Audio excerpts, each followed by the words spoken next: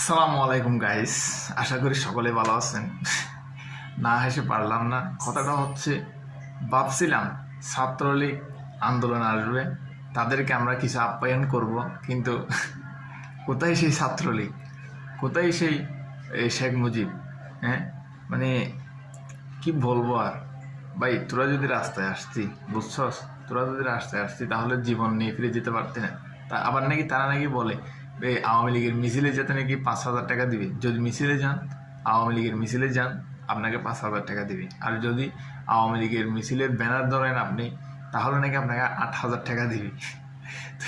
সেই ততুরূপ ওটার মিল রেখে আমরাও কী করছি, মানে নিয়ম রুলস তৈরি করছি। রুলস যে যদি ভ্যানার দ্বারা বা আওয়ামী লীগে যদি কোনো পোলাপান যায়, তাদেরও যদি ধরা পড়ে, তাদের জন্য 50,000 টাকা করে জরিমানা। তো এবার তোদের আওয়ামী লীগ কোথায় গেল?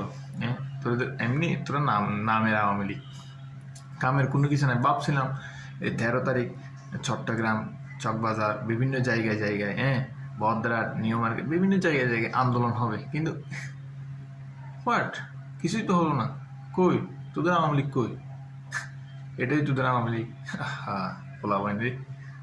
ঠিক আছে, আর নেক্সট টাইম এরকম আর হরতাল ডাকিস না ভাই। নেক্সট টাইম এরকম আর হরতাল ডাকিস না। তোরা আগামী 50 বছরও আর ক্ষমতায় আসতে পারবি না। সো এটা নিয়ে বাবার কোনো তোদের কি দরকার নাই। তোরা আপাতত এখন ঘুমা। তোদের নেতৃত্ব এখন এনডিএ ঘুমাচ্ছে মোদিকে নিয়ে, তোরাও ঘুমা। What is what a logic ভাই।